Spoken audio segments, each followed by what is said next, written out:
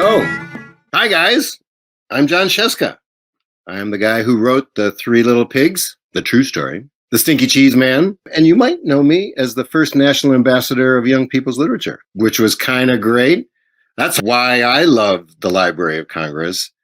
They gave me a medal and gave me this great position where I get to tell kids all about all these different kinds of books. And now we have all kinds of ambassadors. We're up to number 8 and Jason Reynolds. But I was the first, and I've still got my medal to prove it, which I kind of love to wear all the time, just to let people know if they get confused. Like, who's this guy? So, I'm the ambassador. Yeah. See, we can get real close about that. All right. I don't want to mess with Jason. I just put that away.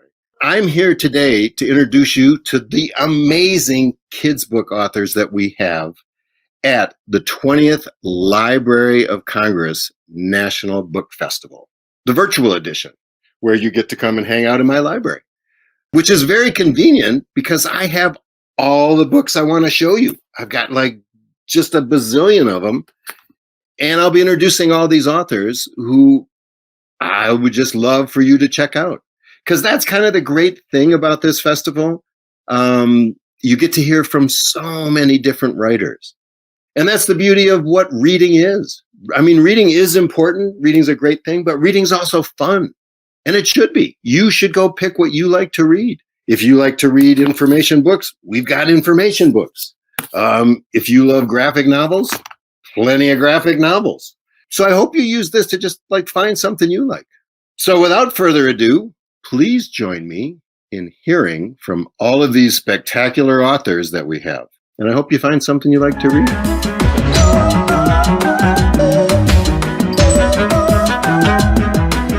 Okay, here's one of my favorite authors ever. She's actually a neighbor not too far from where I live up here in the Catskills now, Sophie Blackall. She does the most amazing books, and she is the most amazing person. And she's kind of put all of that together in her latest book, wondering like what would happen if a kid was writing a letter to an alien and explaining all the things you would need if you came to Earth. And that's what the kid does. And it's just kind of both sweet and funny and explains how we really need to connect with everybody on Earth and take care of Earth. And that's a heck of a great message. So Sophie, tell us more about it.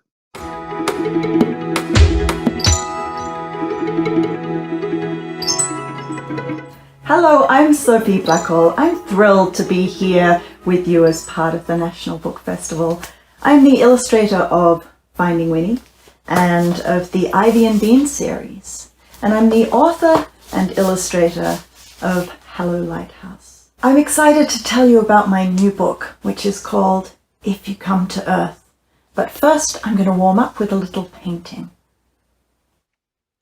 For me, drawing is the thing I do when I'm trying to really look at something and see it clearly. When I want to notice what it is and how it works and why it exists. And painting is the thing I do when I'm trying to figure out how something feels. Drawing is slow and painstaking and filled with doubt and lots of sighing and lip biting. But I paint with my heart in my mouth because honestly, I have no idea how it's going to turn out. It's all about physics and chemistry, how the paint moves in water, and how long it takes to dry in the air, and how the pigment reacts with the paper. I use schminky watercolors because my father gave me a set of 24 pans when I was 15, and I painted at least 30 books with that set. And now that I'm a grown-up, I bought a big fancy set with 48 colors, but I stuck with schminky because I'm sentimental. I'm painting a comet in the sky because that's the moment in my book when everything comes together, when we realize that you and I and everyone we know and everyone we've never met share this one planet, this one home. If You Come to Earth is a story about a kid writing a letter to a visitor from outer space explaining the world. If you come to Earth, here's what you need to know. I wrote the first draft 7 years ago, and it's taken that long to make it a book. When I was working with UNICEF, Meeting children around the world, I promised I would try to make a book about all of us and the planet we share. There are still lots of things we don't know. We don't know where we were before we were born, or where we go when we die. But right this minute, we are here together on this beautiful earth. And another thing I know is this: more than ever, we need books, especially books for children and books that connect us. If You Come to Earth is a book about a kid writing a letter to a visitor from outer space explaining the world. If you come to Earth, here's what you need to know: where our planet sits in the solar system, the fact that it's made of land and water, mountains and plains, cities and towns, that the people who live here come in all shapes and sizes, and that we love each other, that we get cold and hungry, that we're always learning, always busy, and that we are not alone, that we share the planet with creatures in the sea, and animals on the land, and birds in the sky, that we make music and art and mistakes, that we tell stories in many languages. Many years ago, I drew a poster for the New York City subway. I've been taking the subway for 20 years since I moved here from Australia, and I always look around at my fellow passengers and think how we each have our own different thoughts and experiences and stories to tell, but that right this minute we are all travelling in the same direction. I hope anyone reading If You Come to Earth might find something in the book just for them, and that alongside the small things they find familiar, that they will also be reminded that the world is wide and diverse and wonderful, and that it belongs to all of us. It's the only home we have, so we should take care of it and each other.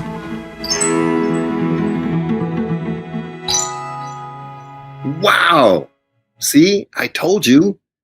That's just the kind of book you want to read, right? Well, here's another one. This is by a guy I know. I've run into him a million times when we're out reading books to kids. And his name is Peter Reynolds. Peter H. Reynolds to you. But Peter's got all kinds of fun books. And they're really kind of inspirational, and they kind of just uplifting things to read. And I especially love this latest one because it's kind of what I love to do. Be you. In fact, I'm going to use this from now on. I'm just going to tell people, hey, I got to be me. Well, let Peter explain to you how that works. Hi, I am Peter Reynolds, and I am here in my studio where I do my thinking, my writing, my drawing, and it's in Dedham, Massachusetts, which is not too far from Boston, Massachusetts, where I have been living most of my life. I was born in Canada, but I made my home here in Massachusetts. And I am really thrilled to be able to connect the dots with all of you out there and share news about my latest book, which is called Be You. And this is what I like to call the handbook for amazing human beings. It explores this idea of being a human being. And I was thinking to myself, why are we called beings, right? We say humans, right? But we also say human beings. And I thought to myself that that's because we can be, right? We can be so many things. We can be amazing. And that's what I'm hoping this book inspires my young readers, and also really no matter what age you are. In fact, I wrote this book for all ages, and all of us are works in progress. So this book celebrates our possibility, and I'm an optimist, and I think things are going to get better. Maybe because I'm a twin. I was born a twin. I am a twin. My twin brother, Paul, is my best friend, my big brother by 14 minutes. Being called identical as you're growing up over and over again, and people would stand us next to each other and they try to figure out how we were the same and how we were different. For me, it was the how we are different that was interesting to me, because I am a human being, all separate from Paul, and I love Paul, but I am me and he is he, and he's amazing in the garden. And I love to draw really quickly and take ideas from here and put them down. That's my passion. And I got really fascinated with what people's passions were, what drives you. And I thought, in school, how often do we ask the most important question? The most important question, which is, who are you? Who are you? I'm a huge fan of libraries. And by the way, happy 220th birthday to the Library of Congress. How cool is that? That's an old library. I used to hang out in an old library myself, the Charles Adams Public Library in Chelmsford, Massachusetts. And I remember jumping on my bicycle after school and heading down to, number one, do my homework. And of course, we'd all be racing for there'd be like 4 books on, fill in the blank topic. And so you'd have to get to the library first to get those books. But when I finished my homework, then I was free to roam. And I like to say that I was a free-range chicken in the library, and I could wander anywhere in that library. And that was a very formational moment for me, that I realized that all of these books in all of these sections were mine, and they were mine to explore. And there was no teacher saying, read this book, right? It was me discovering those books. And there was something about a book cover, right? You'd look at a book and it would literally speak to you. You could hear its voice say, read me. This could be important for you. And of course, the only way to find out is to open up that book and start reading, which is kind of my philosophy, is that the blank page is a wonderful thing. And some of us are less afraid of it. And my goal is to make everybody see that blank page as a swimming pool, and see how refreshing it is to dive in and to share, right? What you're thinking, feeling. If you're a bit timid, you can always start at the shallow end of the pool, and then you work your way up to the deep end of the pool. And then you can really do some heavy duty sharing with the world, because the world needs you. The world needs your voice. So don't be shy. Speak up and be a part of the change.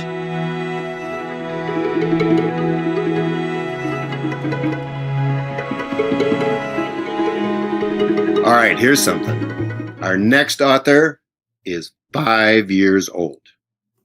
I mean, she's probably the youngest author we've ever had, which might drive some other authors crazy. But I think you might have seen her before. And I think you might be pretty excited to hear her story, because her name is Parker Curry, and she's done this book with her mom. It's called Parker Looks Up. And it's about the time she and her mom went to the National Portrait Gallery a couple years ago, I think, when she was 2. And she saw the picture of Michelle Obama. And she just froze. And in that moment, it kind of said it all. So here's the story behind that. Check this out. Hi, my name is Parker. And my name is Jessica.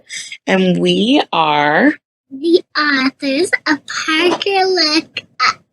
We are currently in our hometown of Washington, D.C.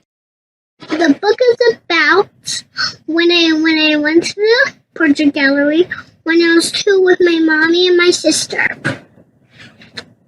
And what did we see when we were at the National Portrait Gallery? And I stopped, froze, looked at Michelle Obama's portrait, and my mommy tried to get a picture of me, but I just froze there. And a stranger took a picture of me looking at the Michelle Obama, the First Lady's portrait. The thing that inspired me was that girl had a beautiful gown and dark skin like me.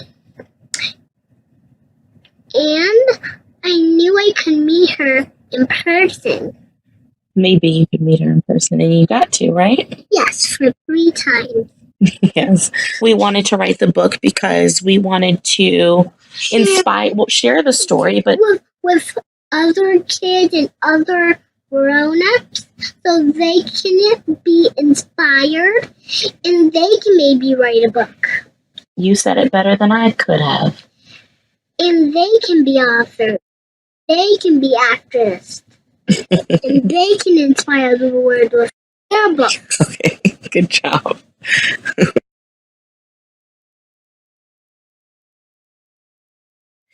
Cool. It was very cool to hang out with Michelle Obama. I think cool may be an understatement. It was surreal. It was So magical. It was magical to meet Michelle Obama. I was going to say magical. It was magical to meet her. And enchanting. It was enchanting. Mrs. Obama is as a friend of Parker's, but Miss Obama is as kind and as warm and as humble as you could ever imagine. And it was a wonderful experience to meet her and to meet her in person and see the interaction between. And hug her and do a dance party. And stick it up. And stick it up. Oh, woo. As you can see, Parker has very fond memories of her visits with Michelle Obama. And I'm grateful for Mrs. Obama's willingness to further inspire Parker beyond the portrait. I hope that readers will take away from this book that representation is indeed very important, more now than ever. And we hope that our book will inspire children like Parker and little ones to dream big dreams, because anything is achievable. You can even be an author at 5 years old, right? Yeah. So dream big dreams. How amazing is that? So all you authors out there, get started. I don't care how old you are. Get your book going. Let's join the party. Come on, I'll be introducing your book next year. So get started writing it. All right, here's some books you need to read. If you are a middle grade reader or want to be, here's the way to start. Stella Diaz by Angela Dominguez. And she writes just these kind of funny, sweet, spot illustrated books, because she's both the illustrator and the writer, which is kind of cool. And she's telling her story, or it's kind of her story, a little autobiographical, but also fictionalized, about a shy Mexican girl who becomes an environmental activist and makes a difference in her community. Who wouldn't want to read that? So it's Stella Diaz has something to say, and Stella Diaz never gives up. So don't give up. Check these out. So hi, I'm Angela Dominguez. I'm an author and illustrator, and I've worked on quite a few books. The books I'm going to talk today about is the Stella Diaz series, Stella Diaz Never Gives Up, which is the second, and this was the first, Stella Diaz Has Something to Say. And I am here in Doylestown, Pennsylvania with my little puppy Petunia. She's a Boston Terrier Chihuahua mix. It's about Stella, who is this character who is shy, and in the first book she's really finding her voice. In the second book she's still a little shy, and she has to use these conversation starters to kind of help her, which are like just fun facts that she shares to start a conversation. But it's about her learning to become a leader when maybe you don't have the loudest voice in the room. And so it's about this growth of this character and this continuing love of the oceans. And also it still has to do somewhat with her trying to fit in the world, because like Stella, I was born in Mexico and grew up in the United States. And sometimes I stumbled with my English and my Spanish. And with this book, she visits Mexico, and she kind of has that connection of like, what does it mean to be Mexican? What does it mean to be Mexican American? So there's a lot in this book that I feel like a lot of kids can relate to. And we're seeing all these wonderful activists like Greta Thunberg, who are really caring about the environment. And I wanted to show kids that they can be part of the solution in their own way. More than anything, I just hope this book inspires kids to speak up for themselves and also be passionate about something.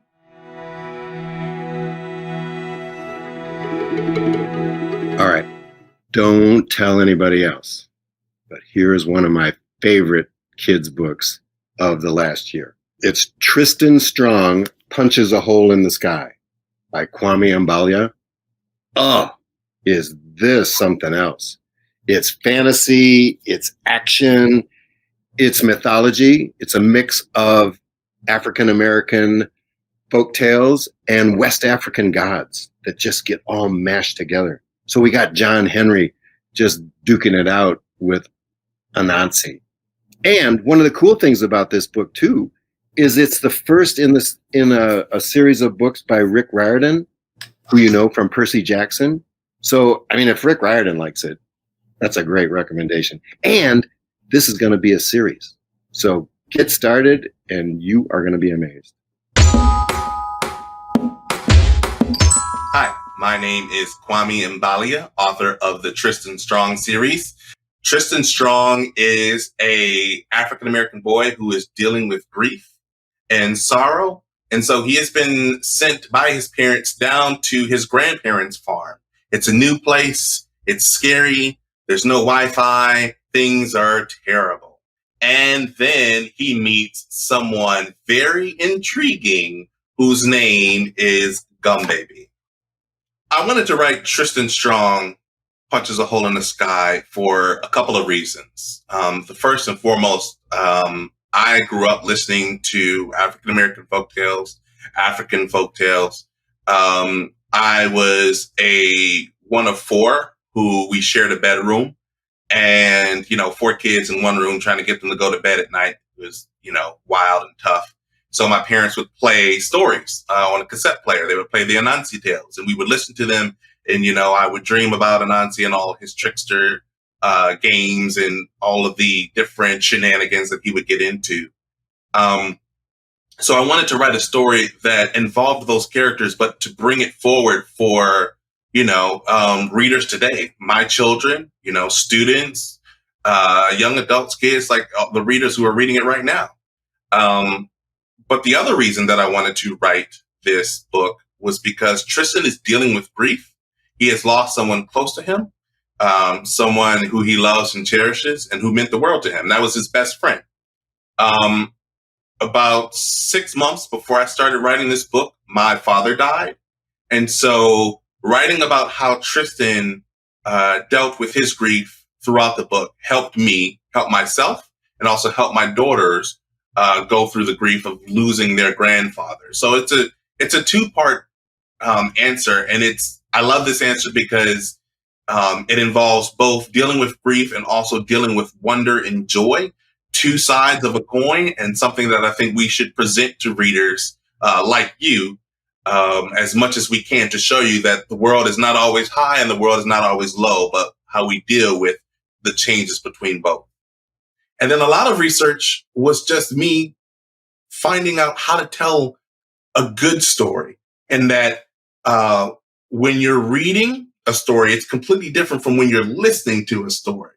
You might hear voices. Someone might do voices. The cadence, the rhythm, the melody might change. And so a lot of my research was not necessarily what stories to tell, but how to tell that story. Writing your own version of a myth or a legend, I mean, it can sound intimidating. You'll have a lot of detractors, a lot of people who say, oh, that's not what John Henry's hammer was supposed to look like, or that's not what Anansi was supposed to sound like. And what you have to realize is that you have to write the version of the story that you find that attracts you, that sparks wonder in you. For me, it was writing Anansi. He's a trickster character.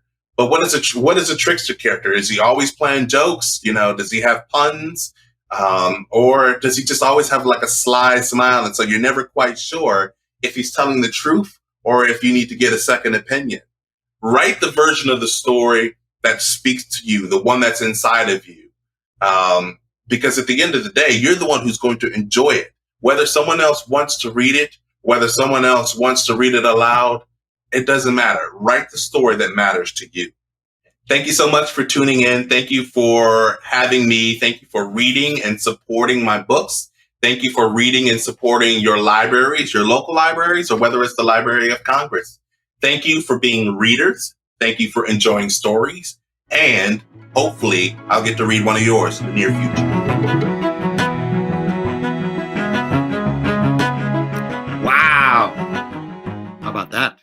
Well, your next writer is a friend of mine who's going to give you an earful too. This guy, Mo Willems, you probably know who he is. He's this guy. Don't Let the Pigeon Drive the Bus guy. Also wrote some Knuffle Bunny books and some of my personal favorites, Elephant and Piggy books. And in fact, this next book is the Elephant and Piggy Biggie Piggy, Volume 3? Could it be? Tell us more, Mo Willems. Be yourself. We know you will. But I think a lot of adults frame the question by saying, where do you get your ideas? As if they're a thing. Like, where do you buy your shoes? And ideas are not a thing. Ideas are a growth. Right? A growth. Yes, ideas are like a plant. They grow. You have a seed of an idea and it gets bigger and bigger. So as opposed to where do you get your idea, how do you grow your idea? Those are two very different ways of framing the question.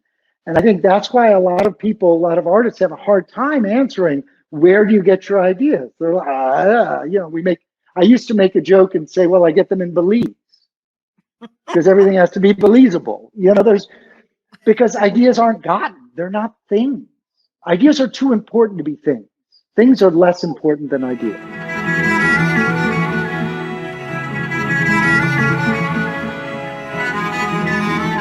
I just can't believe how much stuff we've got going on here. Isn't that crazy? I mean, you can read anything, right?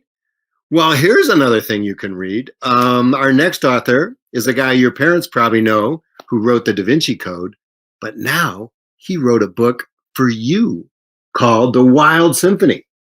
And not only did he write this book, he wrote the music to it. It's the craziest thing. I kind of love that it has all of that stuff together. All the different animals have a different part in the symphony. You can actually access it with your phone. You can hear the music, look at the pictures, experience the book. And Dan Brown's a guy who knows some libraries. And I love that he's such a fan of the Library of Congress. And in fact, we've got a little special treat for you, too. We've got the Librarian of Congress strolling through the Library of Congress with a friend of hers by the name of Dahlia Marie Arana. She was 4 years old then, and she had read over 1,000 books already. Just trying to make us all feel bad. But don't feel bad. Just read some more books. Let's catch up with her. So tell us what you got, Dan. My name is Dan Brown. I am coming to you from my home in New Hampshire. This is my library where I keep one copy of all of my books from around the world. I call it the Fortress of Gratitude just because these books have enabled me to make great connections with publishers all over the world. I'm a huge fan of the Library of Congress. I've been there numerous times, but I think for anybody who goes to the Library of Congress, the thing they always take away is that sense that we have when we first step into the reading room. It is, as I said in the novel, it is considered the most beautiful room in the world by many writers, and I certainly, when I first saw it, felt the same way, and I was honored to be able to be in there. So thank you for that. And a final hope for Wild Symphony is that it inspires young people to dare to be creative, to dare to draw, to dare to write, to dare to make music.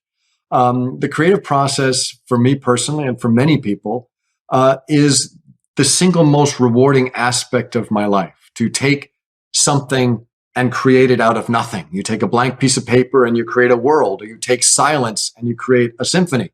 You take a blank piece of paper and create a whole world of drawings. So I do hope that there will be young people who read Wild Symphony and not only enjoy it, but think, you know what? I'd like to do something like that. I bet I could write poetry. I bet I could draw. I bet I can make music.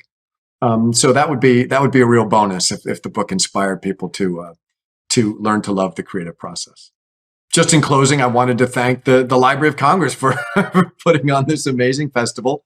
It is so important to celebrate books in our culture. We live in a world where we're increasingly tied to technology, and books in all of their forms are a reminder of where we come from and in a real sense where we're going. And I just I'm grateful that we're taking the time and you're taking the energy to celebrate books. Thank you. Our next author is a spectacular new talent on the scene, Jerry Craft.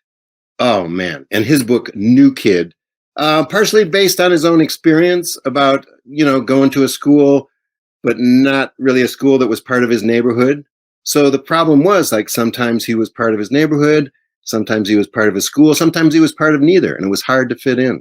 But man, I love all of the art in this. And if you're a graphic novel fan, you have to read this. But hear it from Jerry.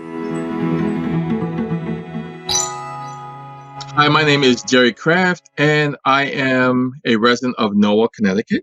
And a lot of times with graphic novels, there's still some people that look down at it like, a prose book is like steak, a fine steak, and a graphic novel is like, donut, something like that. That's just dessert.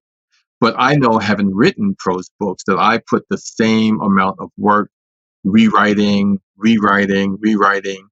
the editing process, the story arc, the character development I put in any book that I've ever done. The message in New Kid is to just take a little extra time to get to know people. So how to pronounce their name, how to spell their name. If your friend is Chinese, that's not the same as being Korean. That's not the same as being Indonesian. If they're Dominican, that's different than being Puerto Rican. So I really feel that if we take that time to learn about each other, learn about the culture, learn about food without always going, ew, what is that? Like, hey, let me taste that. Let me look at it. Let me learn. I think that we'll all be better off for it. My message to aspiring writers and illustrators is, I know that whenever I do school visits, I always show homework from 7th grade that I used to draw superheroes on, or even comic books that I would make. Because a lot of kids will look at New Kid and go, oh, I can't ever do that. I'm like, I couldn't do this either. Like, I drew just like you did. But it's a matter of what you want to do with it, how much you practice. And also, not having, some kids are so hard on themselves that they'll draw like one little line and go, oh, I messed up, and then spend the next 20 minutes erasing. They would spend more time erasing than they do creating. Sketchbooks that are just half full and then thrown in the garbage because they didn't like it. So give yourself a break,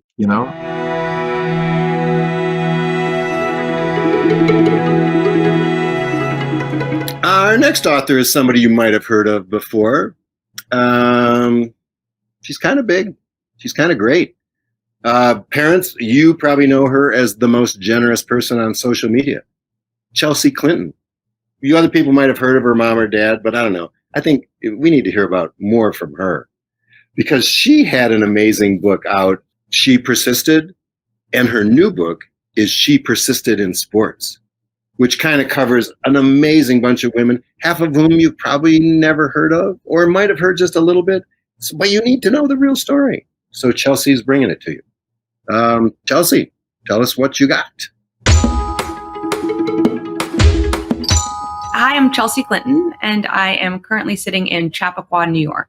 As a new mom, reading books to my daughter Charlotte, who at the time was 2.5, and my infant son Aiden, just realized how many of the children's books were centered on and told through male kind of voices and gazes. Even so many of the books around animal characters were kind of told through kind of male ducks or male cows or male frogs. And I wanted there to be kind of more women injected into the pages of children's storybooks.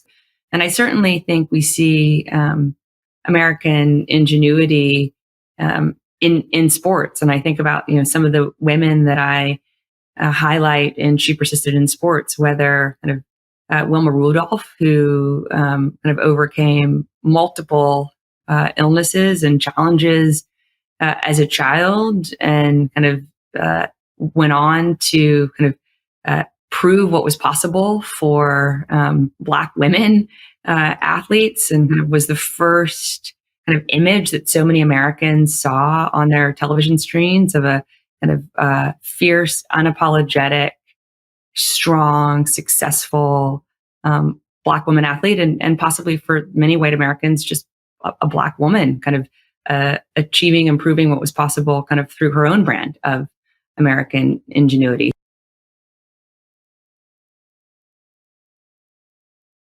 We think of ingenuity as kind of being the province of our scientists or our kind of creatives, whether authors or filmmakers, visual artists, performance artists. I think it's also really important that we recognize kind of ingenuity can come in the way someone teaches a class, or in the way kind of someone races across a finish line. Part of these stories for me are both to inspire kids to think and to see themselves, to visualize themselves like, in these character stories, so that hopefully they are unafraid and unapologetic on the sports field, whatever kind of that field may be. And also to think like, that isn't right. I don't think it's okay that these girls were told they couldn't do something. I hope you enjoy She Persisted in sports. And I hope that if you have books that you think we should be reading with my kids, I hope you'll send those recommendations my way.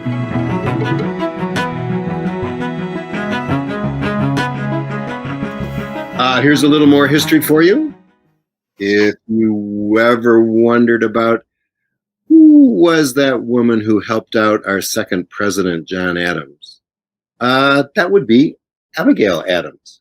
And in this book, Leave It to Abigail, Barb Rosenstock lets us know, like, what did happen. Abigail was incredibly important to our second president. I mean, I think we really got all kinds of great things in our government from her because she became involved and helped the president. And she also became the mother of another president, John Quincy Adams. So how great is that? Abigail Adams. Check her out. Hi, I'm Barb Rosenstock, the author of a bunch of nonfiction and historical fiction picture books for children. And you're here in my writing office, which used to be a bedroom. I live north of Chicago, Illinois, and my latest book is Leave It to Abigail, The Revolutionary Life of Abigail Adams. It's illustrated by Elizabeth Badley. And it's about Abigail Adams. And Abigail was born before our country started. People talk about the founding fathers all the time, but Abigail was one of our founding mothers.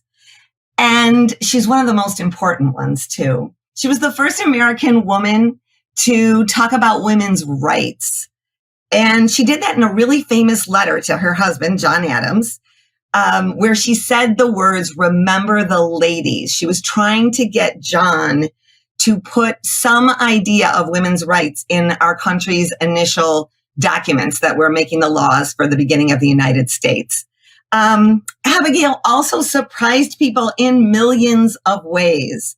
Her whole life, in a time when girls were supposed to stay quiet and in the background, she was confident and competent. She was a great parent, a great politician, a great writer, a great businesswoman. And whenever there were problems in her life, people relied on her, and kind of Leave It to Abigail became one of the things that was said a lot about her. She could do anything. She used her skills to support her family and her country and the other women in her life. I love the library in general. It's like my first memory is being taken to the library, but the Library of Congress specifically, I wrote an entire book about the Library of Congress called Thomas Jefferson Builds a Library, and obviously did a lot of research in the Library of Congress's own collections to find out the information for the book and how Thomas Jefferson's books became the core of the collection. I have actually used the library often. This other book, Otis and Will Discover the Deep, was inspired in part by a librarian named Connie Carter, who's at the Library of Congress. And she was sort of the godmother of the book. The book is dedicated to Connie.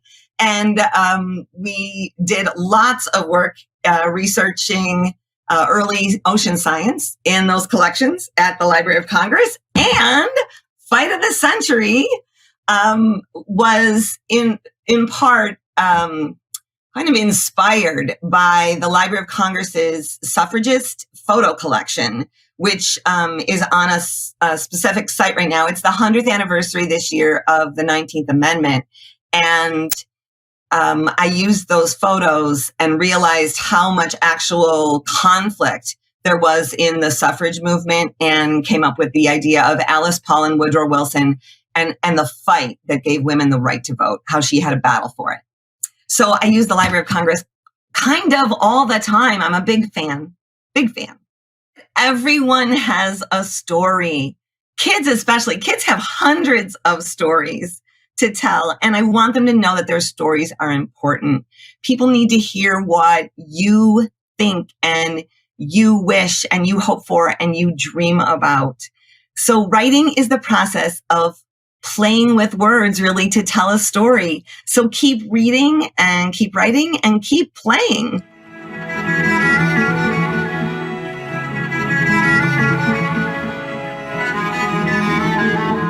This is turning into the History Channel, and I'm loving it because that's what I love to read.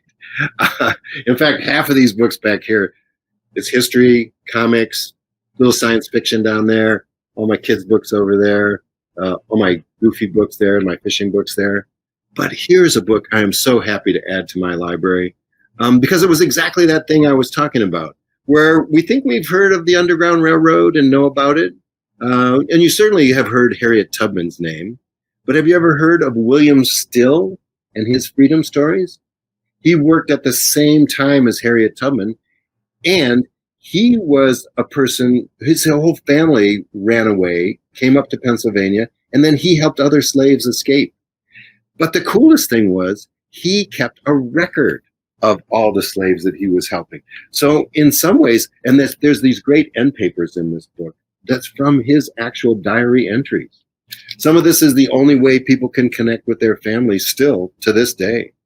And this is by Don Tate, who's just an amazing writer. This is another great thing. Like, find a great book like this and read more of his stuff.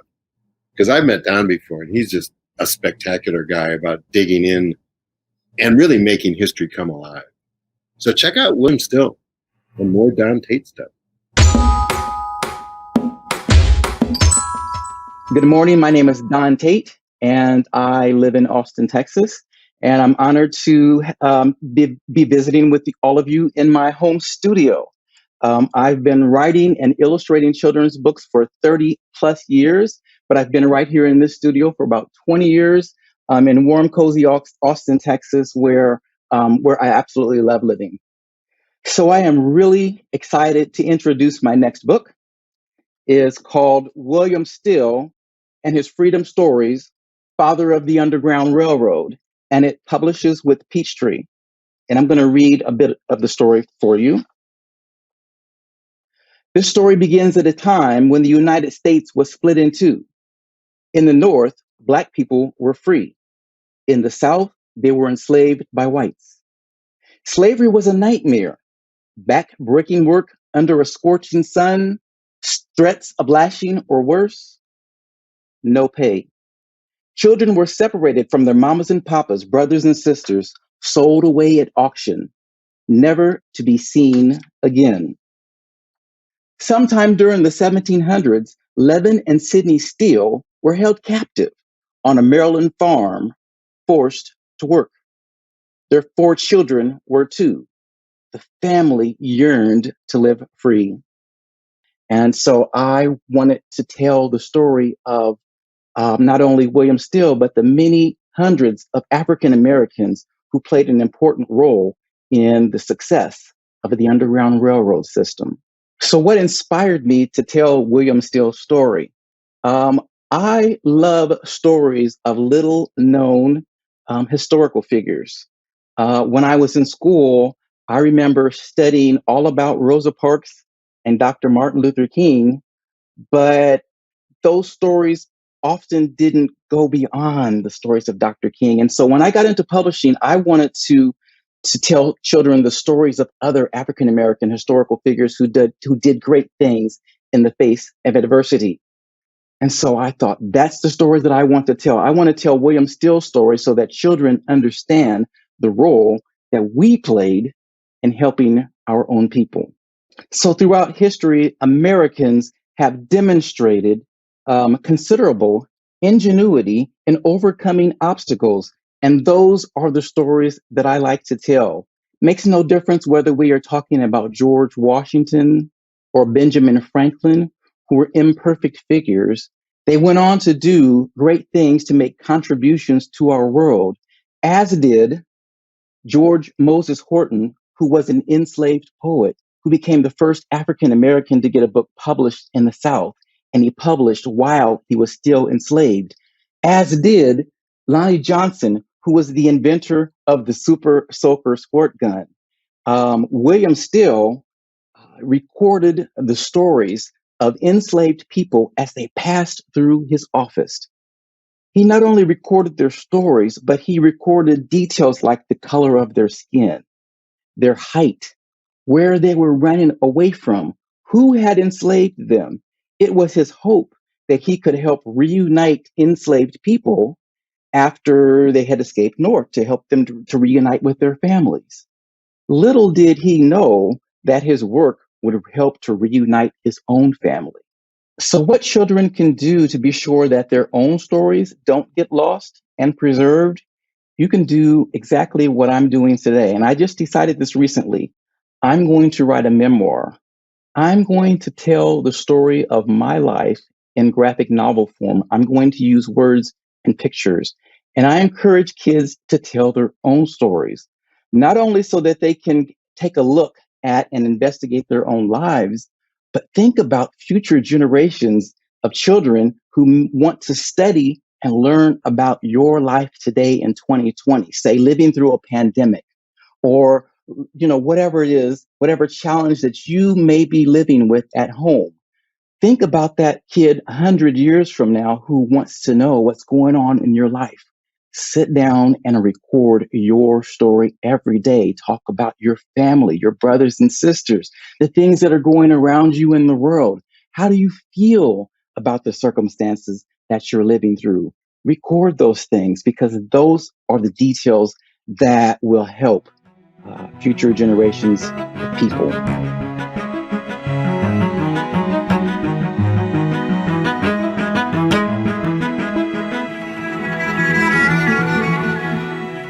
Another middle grade book it's called The Three Keys by Kelly Yang, partially based on Kelly's experience of growing up in California as a Chinese immigrant, her parents. And they just had to she had to deal with being seen as an alien, someone from outside. And I know she's talked about how it just freaked her out as a kid, saying how am I an alien? I'm a kid. I've got friends. I go to school. And at that time when she was growing up, California started messing around with laws saying if you're an alien, maybe you can't go to school. And it's both just shocking and topical, but also funny and just uplifting and just a fun read. So listen to Kelly some more and then pick up this book. Hi, I'm Kelly Yang, and I'm the author of Front Desk, and I'm also the author of Three Keys, the sequel to Front Desk.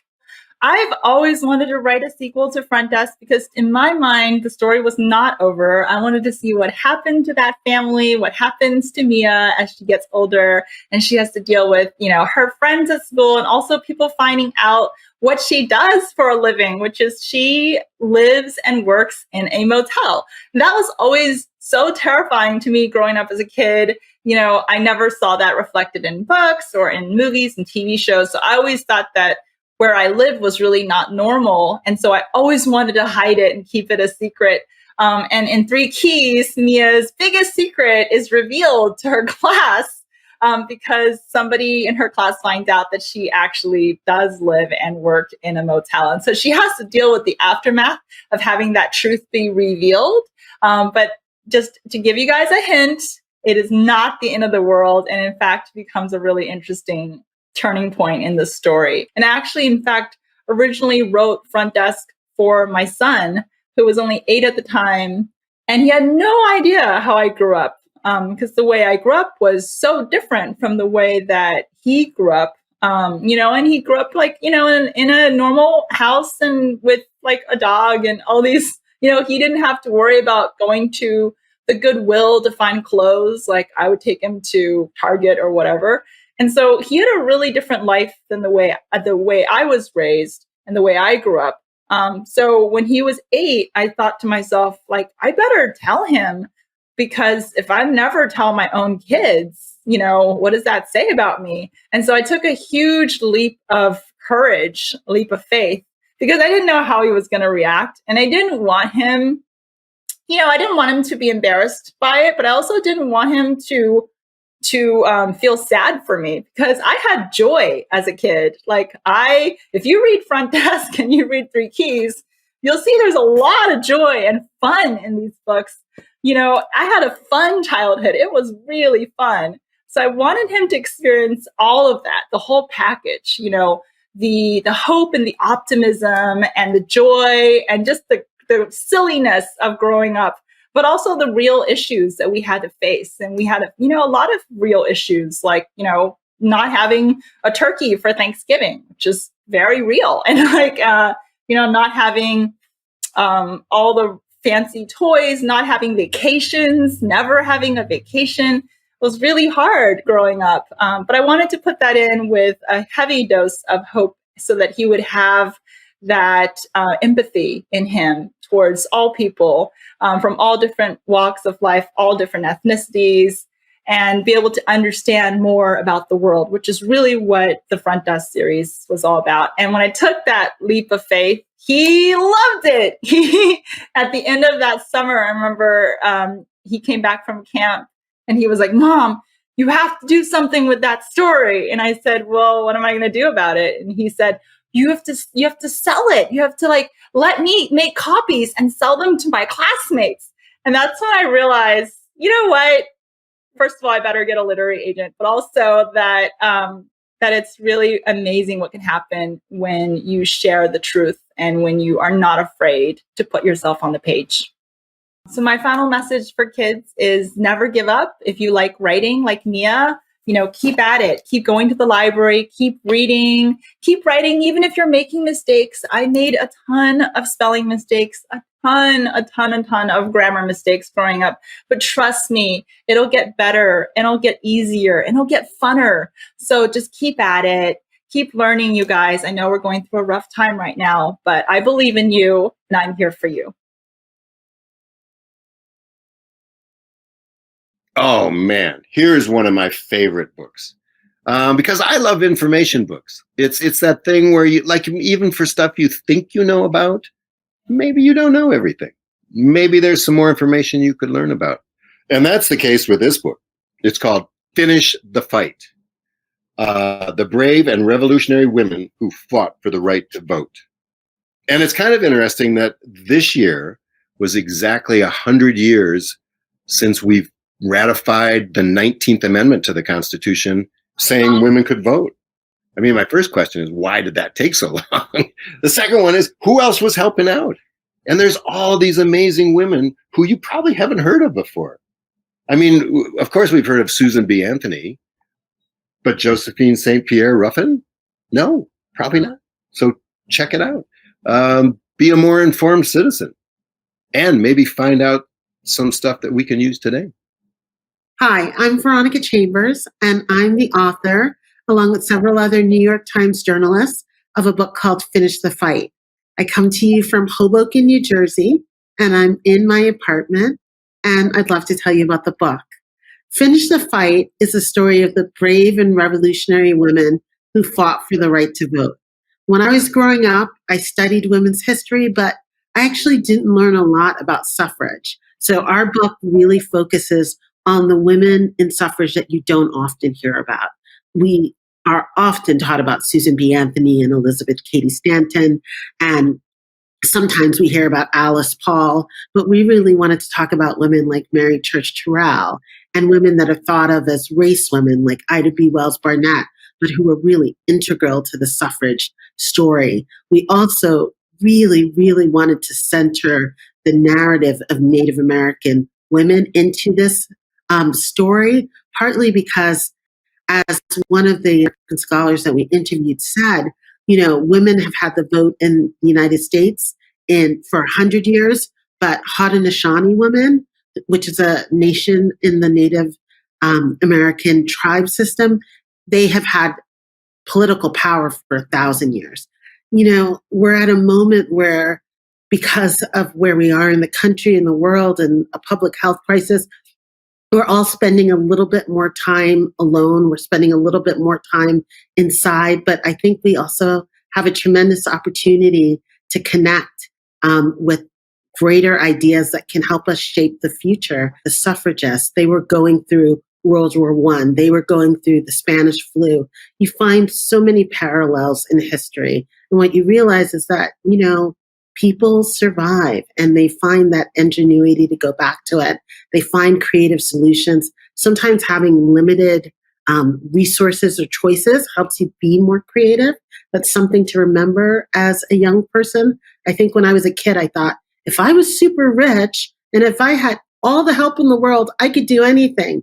But I think actually not being super rich and only having limited help really forced me to dig into my own creativity and figure things out and try things and not be afraid to try. I would advise young people and the people who teach them, their parents, the teachers, librarians, to really embrace this moment for connection and exploration and curiosity. Thank you so much for having us, me and my co-authors, as part of this festival.